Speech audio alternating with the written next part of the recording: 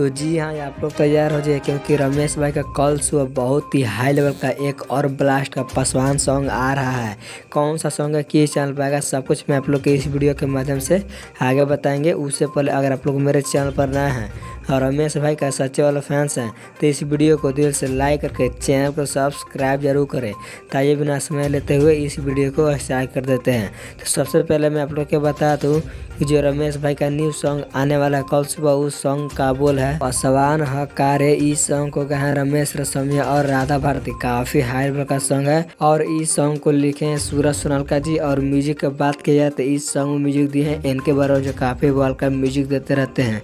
और आप लोग को बता दूं कि इस सॉन्ग को कल सुबह रमेश रसमिया ऑफिशियल यूट्यूब चैनल के माध्यम से इस सॉन्ग को कल सुबह रिलीज किया जा रहा है 6 बजे। तो आप लोग कितना एक्साइटेड है इस सॉन्ग को सुनने के लिए अपने राय कमेंट बॉक्स में जरूर दें। और अभी तक मेरे चैनल को सब्सक्राइब नहीं किए हैं तो सब्सक्राइब कर ले। तो मिलते हैं नेक्स्ट वीडियो में।